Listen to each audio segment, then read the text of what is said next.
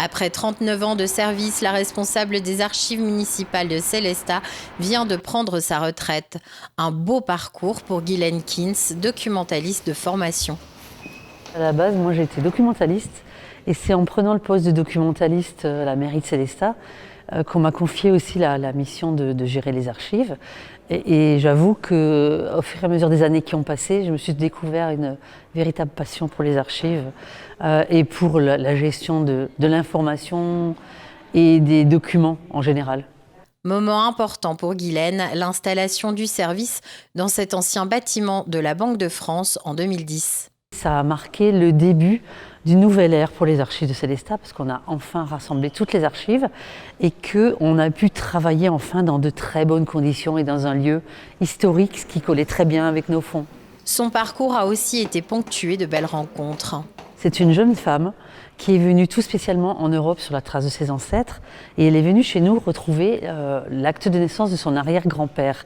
Elle venait d'Argentine et elle a pleuré en voyant l'acte de naissance de son arrière-grand-père et ça nous a vraiment tous marqués et on a là bien ressenti l'utilité de notre service de pouvoir encore communiquer, même 100 ans après, l'acte de cet arrière-grand-père qui a donc fait couler des larmes de cette jeune fille.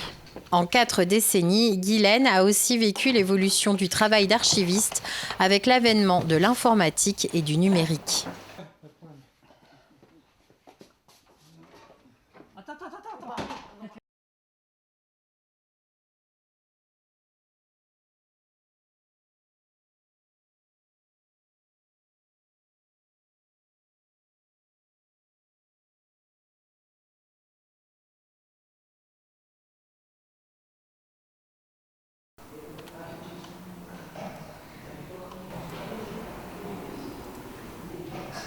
Pour sa retraite, les projets ne manquent pas. C'est d'abord de profiter un petit peu de la vie, voilà, avec mon mari qui m'attend depuis un moment, de profiter de mes tout jeunes petits-enfants qui viennent de naître, mais j'ai aussi dans le projet de revenir un peu aux archives, fouiller des documents que j'aurais bien voulu voir et que j'ai jamais vraiment eu le temps de consulter pour mon simple plaisir et pour faire un petit peu de recherche historique, voilà, et éventuellement un petit peu de bénévolat pour continuer à aider, à travailler dans le domaine des archives.